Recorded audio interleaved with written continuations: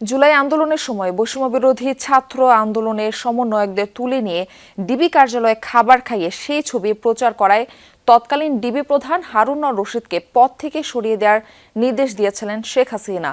তৎকালীন স্বরাষ্ট্রমন্ত্রীর নির্দেশনায় ছবি প্রকাশ করা হয়েছিল বলে ওবায়দুল কাদের, আসাদুজ্জামান ও হারুন-অর রশিদের ফোনালাপে এই তথ্য উঠে এসেছে। আন্তর্জাতিক অপরাধ ট্রাইব্যুনালে কাদের ও আসাদুজ্জামান খান কামালের ফোনালাপ উপস্থাপন করে প্রসিকিউশন।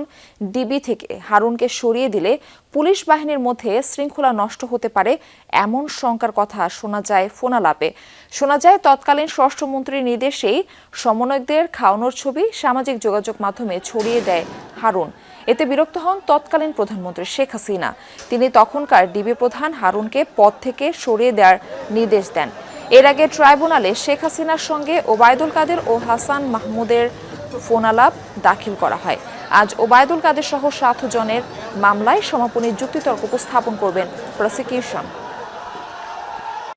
যেহেতু প্রাইম মিনিস্টার এইভাবে বলতেছেন, আমি তখন এইটাই সিদ্ধান্ত নিয়েছি ওনার ডেস্কটা পাল্টে ডিএমপিতেই থাকবে, অ্যাজ ইট ইজ থাকবে, শুধু ডিবির জায়গায় সে অন্য আরেকটা দায়িত্ব যাবে। আপনার পুলিশ ফোর্স তো ডিমোরালাইজ, সব ডিমোরালাইজ হয়ে যাবে।